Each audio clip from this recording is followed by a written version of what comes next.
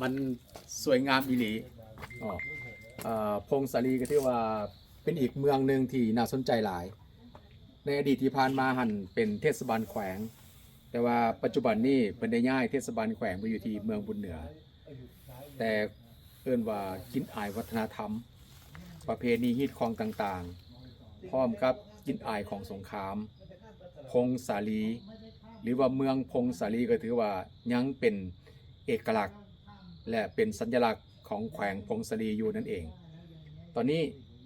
เขาก็มาอยู่ที่จุดสูงสุดของเมืองพงศาลีนั่นก็คือภูฟ้า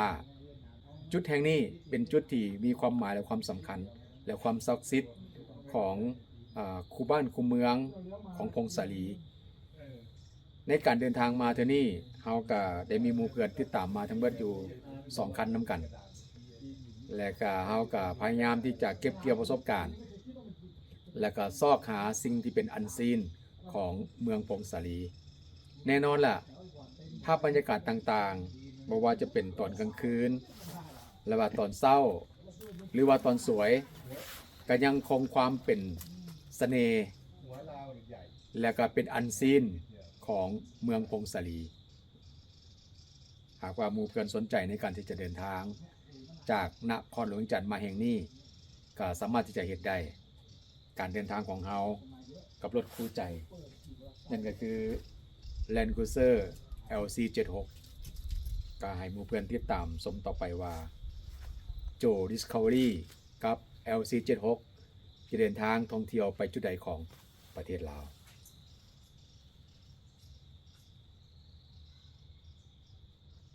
สุดยอด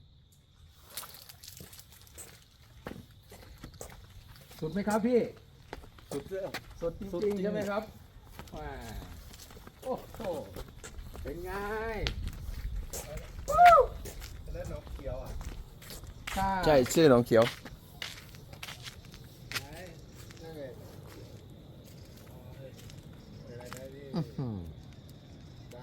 แซ่บอีหลีเด้อสิบอกให้